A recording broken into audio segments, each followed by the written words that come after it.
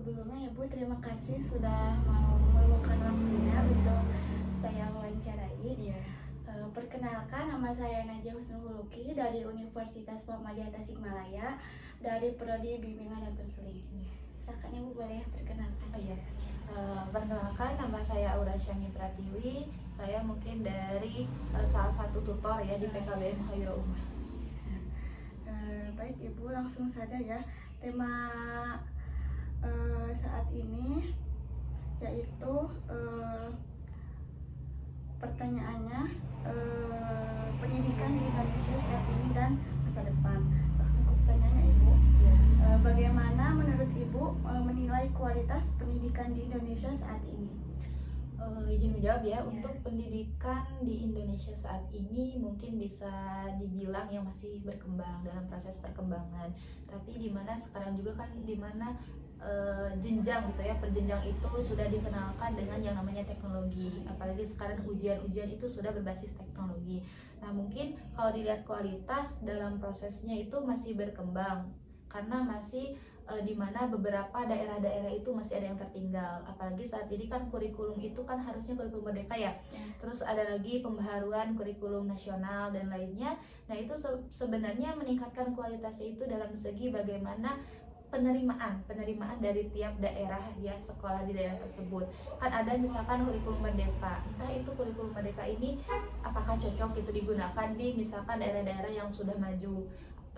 Tapi misalkan di daerah tertinggal itu malahan belum merdeka gitu. Dilihat dari fasilitasnya, sarana prasarananya itu belum mumpuni. Nah mungkin kualitasnya itu dimana saat ini memang masih berproses, tapi untuk difokuskan pada mungkin pengenalan digital. Karena sekarang kan yang namanya teknologi itu sudah canggih, apalagi dari sejak dini masih SD juga harus paham gitu yang namanya teknologi.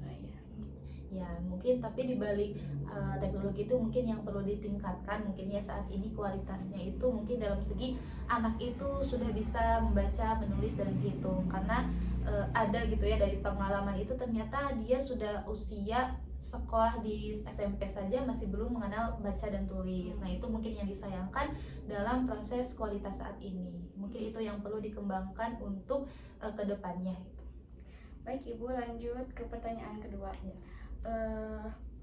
Apakah visi Ibu tentang pendidikan di Indonesia 10 atau 20 tahun ke depan? 10 berarti dimana mungkin dalam segi tadi baca tulis itu anak sudah mampu gitu, udah paham ya dalam jenjang SD atau PAUD misalkan sudah dikenalkan cara membaca, menulis dan berhitung. Terus bagaimana anak itu bisa dikembangkan, bagaimana si anak itu bisa minat bakatnya dikembangkan, dijuruskan supaya nanti dia itu paham gitu dia bakatnya di mana. Nah itu yang perlu dikembangkannya.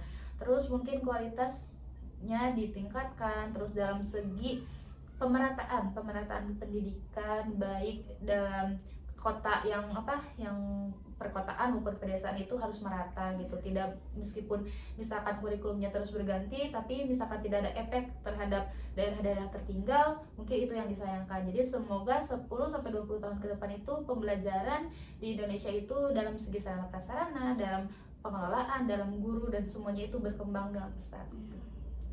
Baik Ibu, pertanyaan selanjutnya itu pertanyaan terakhir. Apakah sistem sertifikasi guru saat ini sudah efektif dalam meningkatkan kualitas pengajaran? Sertifikasi, mungkin kalau sertifikasi kan kembali lagi ke orang yang menerimanya. Berarti kan kalau dia misalkan sudah menerima sertifikasi, berarti otomatis dia juga harus mengikuti peningkatan kualitas mutu dia ya, diri dianya gitu. Misalkan dalam hal mengikuti webinar, terus dalam hal pengembangan proses diri dalam pengajaran, entah dia itu misalkan sharing dengan teman atau misalkan meningkatkan kualitas model pembelajaran, dan itu juga mungkin menjadi salah satu peningkatan mutu.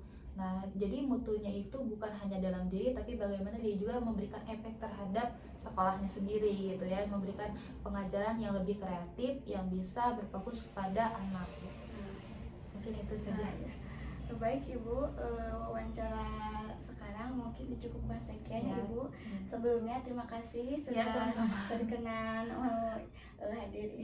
Terima kasih Ibu. Ya, sama-sama.